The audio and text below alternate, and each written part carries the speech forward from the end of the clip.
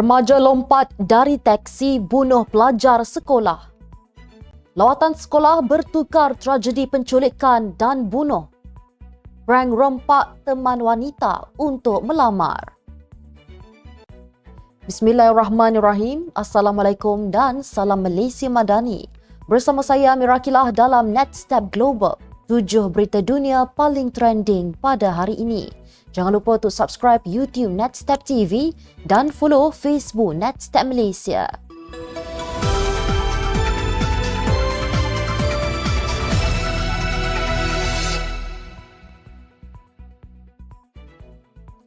Penulis warga Australia Yang Hengjun dijatuhkan hukuman mati oleh Mahkamah Beijing atas kesalahan mengintip selepas 5 tahun ditahan di China dan 3 tahun selepas menjalani perbicaraan tertutup. Hengjun adalah seorang penulis blog pro-demokrasi, adalah warga Australia yang dilahirkan di China tetapi bekerja di New York, Amerika Syarikat. Menurut Feng Chongyi, seorang sarjana yang berpangkalan di Sydney, mahkamah menjatuhkan hukuman mati yang akan ditukar kepada penjara seumur hidup selepas 2 tahun. Dia ditahan di lapangan terbang Guangzhou pada 2019 kerana dituduh mengintip China. Beliau berkata keputusan itu disampaikan kepadanya oleh keluarga Hengjun di mahkamah. Katanya ia adalah kes ketidakadilan yang serius sambil menambah Hengjun pernah mengemukakan penafian bagi tuduhan itu. Pegawai Kementerian Dalam Negeri Chile melaporkan jumlah kematian yang disahkan akibat kebakaran hutan di tengah Chile meningkat kepada 112 orang. Timbalan Setiausaha Kementerian Dalam Negeri Manuel Monsaf berkata pemeriksa perubatan menerima 112 mayat dengan 32 daripadanya sudah dikenal pasti sambil menambah masih terdapat 40 kebakaran aktif di negara itu. Seramai 1,600 orang hilang tempat tinggal akibat kebakaran hutan melanda wilayah Valparaiso. Menurut Pengarah Perkhidmatan Pencegahan dan Tindak Balas Bencana Kebangsaan, Alvaro Hormazabal berkata sebanyak 161 kebakaran direkodkan di seluruh negara itu. Pihak berkuasa tempatan menggesa ribuan penduduk meninggalkan kediaman mereka dan mengisytiharkan darurat di bandar-bandar yang terjejas teruk.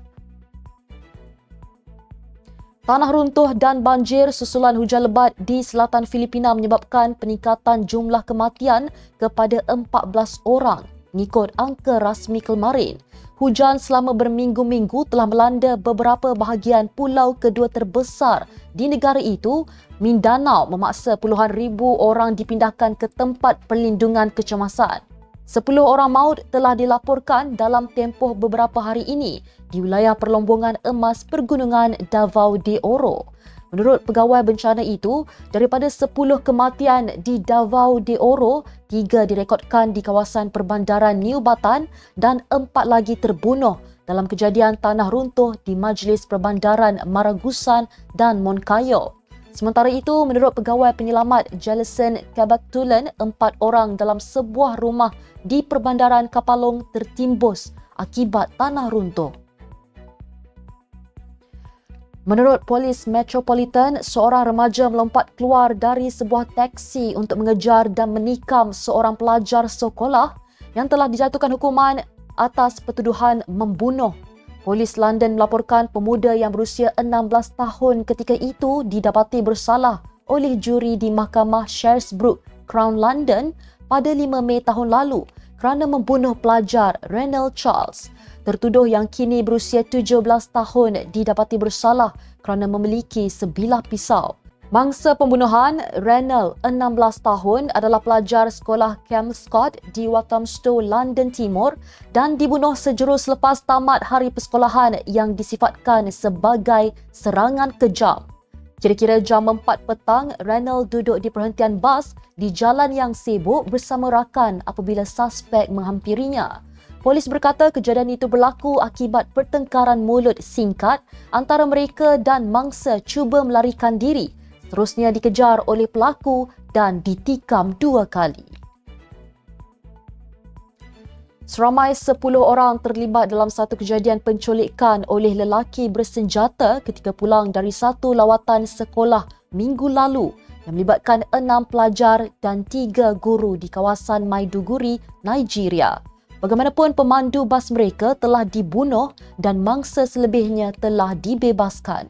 Kerajaan Negeri Ekiti bagaimanapun tidak menyatakan sama ada wang tebusan dibayar atau berkongsi maklumat lengkap mengenai pembebasan pelajar dan guru terbabit.